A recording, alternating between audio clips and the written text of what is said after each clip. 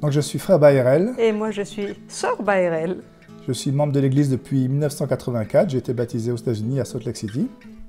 Et moi j'ai connu l'église à l'âge de 24 ans à Paris quand j'étais encore jeune adulte par des missionnaires. J'étais musulmane avant de connaître cette église et donc ça a totalement changé ma vie. 1 an et demi après mon baptême, j'ai été appelée missionnaire à la mission suisse de Genève. J'ai aussi fait une mission 1 an après mon baptême en Martinique, Guadeloupe. C'était en 1985. Et donc juste après ma mission, on s'est rencontrés, on s'est mariés 3 mois plus tard. Et on a eu donc 3 filles qui sont adultes maintenant. Et aujourd'hui, on va vous parler de notre expérience en tant que président de mission.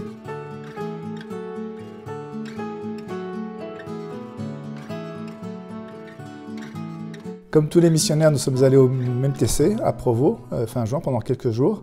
C'était une expérience merveilleuse. Et c'est extraordinaire de me rendre compte que la force de l'Église entière vient former les présidents de mission.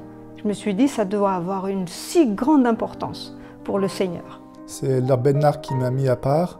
D'abord, il nous a dit, au Congo, vous allez vivre la même chose que ce qui s'est passé dans les premiers temps de l'Église à Kirtland, avec un déversement de l'esprit, avec des gens qui vont vouloir venir en Sion.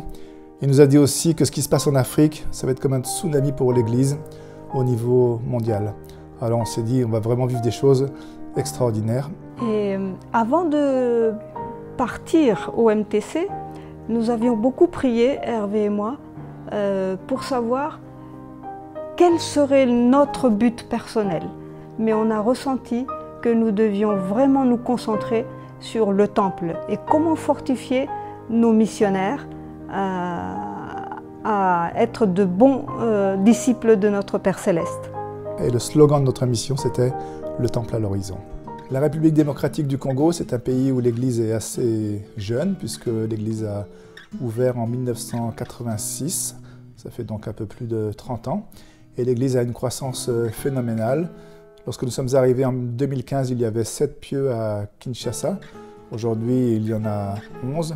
L'Église au Congo a un tel accroissement qu'aujourd'hui, c'est le pays où il y a le plus grand nombre de francophones membres de l'Église. Donc on compte à peu près 65 000 membres aujourd'hui au Congo. Notre but premier n'était pas les baptiser, mais vraiment d'affermir nos missionnaires. Dans notre mission, on a eu la joie de voir un peuple assoiffé par l'Évangile, de vouloir en savoir plus. Des exemples de ça, c'est qu'un jour on avait fait un panneau géant du Livre de Mormon pour faire des contacts et on s'est dit on va faire une activité de contact devant l'église. On a amené 4 ou 5 cartons de Livre de Mormon et au bout de 10 minutes on n'avait plus de Livre de Mormon, déjà tout le monde voulait en avoir. Le peuple congolais est un peuple qui est sensible à l'esprit parce qu'ils ont déjà l'habitude de lire la Bible, ils la connaissent, ils ont l'habitude de prier ou d'aller dans d'autres églises. Mais en tout cas, ils prient et étudient les Écritures. Nos missionnaires connaissaient très bien la Bible. Et du coup, tous les dimanches, à l'époque, on avait la salle des Amis de l'Église. Tous les dimanches, cette salle était bondée à craquer. Tous les dimanches, les gens faisaient la queue pour être enseignés par les missionnaires après les réunions. Et toutes les semaines de notre mission, nous avons assisté à des services de baptême. Donc durant notre mission, on a eu un peu plus de 5200 baptêmes. Et le plus impressionnant de tout cela, c'est que la très grande majorité de ces convertis sont toujours pratiquants aujourd'hui. Donc on voit vraiment que l'Église apporte des fruits dans la vie de ceux qu'elle touche. Des expériences, effectivement, c'est ça qui est incroyable. Il y en a tous les jours. On finit presque par s'y habituer, de voir chaque jour. Les missionnaires enseignent du matin au soir en réalité. Et les gens viennent à l'église d'eux-mêmes, ou enfin, il y a de multiples façons dont ils sont amenés à l'évangile, mais c'est vraiment incroyable de voir, l'expérience peut-être, c'est de voir globalement le nombre de personnes qui sont intéressées, qui sont attirées par l'évangile rétabli. Et on a vu aussi des enfants être enseignés, baptisés. Les parents envoient leurs enfants quand ils voient que c'est bon. Les parents laissent leurs enfants faire leur choix de religion. Et en voyant les classes de primaire dans ces paroisses de Kinshasa, de primaire sont bondées à craquer. Mon expérience favorite en mission, c'était quand je pouvais enseigner avec les missionnaires. vivre cette expérience est extraordinaire. Seulement rendre témoignage est une expérience pleine de joie. Et c'était un vrai bonheur.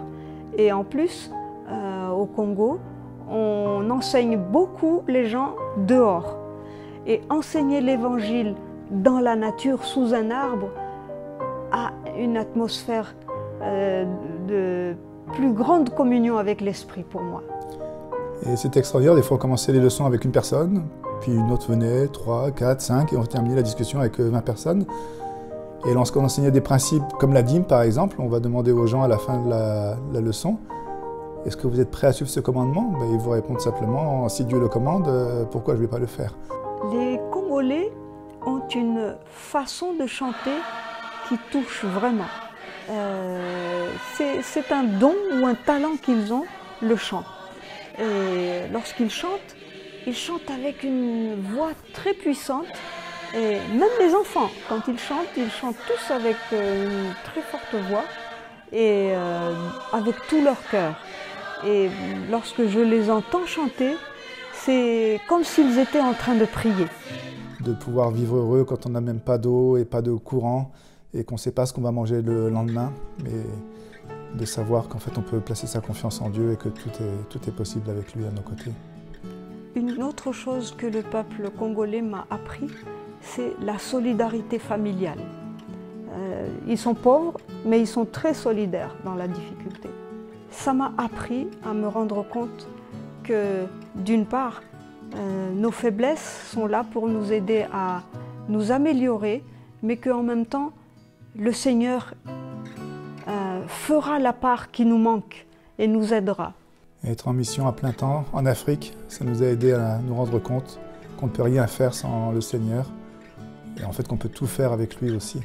Et faire une mission en couple, c'était une expérience merveilleuse qui nous a aussi permis de mieux nous comprendre, nous connaître et nous rapprocher en nous rapprochant chacun du Seigneur. Je sais qu'il est mon sauveur et je sais que c'est son Église et je sais surtout que c'est son œuvre.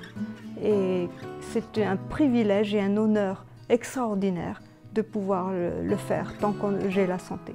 Je voudrais vraiment encourager tout le monde, que ce soit des jeunes ou des couples, à ne pas craindre pour aller servir le Seigneur, parce que ce n'est que des bénédictions qui nous sont accordées.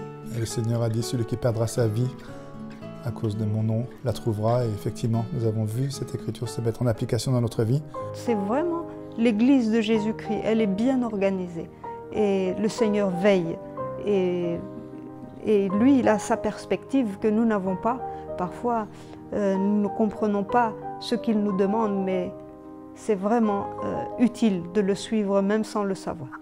Je suis extrêmement reconnaissante et mon cœur est plein de gratitude d'avoir un mari qui a ce témoignage et qui est fidèle à son témoignage et digne, s'efforce d'être digne de la prêtrise. Et sans mon épouse, je peux vous dire que ça aurait été impossible. On a tout fait ensemble, en fait. Chaque jour, on est sortis ensemble et ça nous a vraiment rapprochés. Et sans Ginette, cette mission n'aurait pas été possible.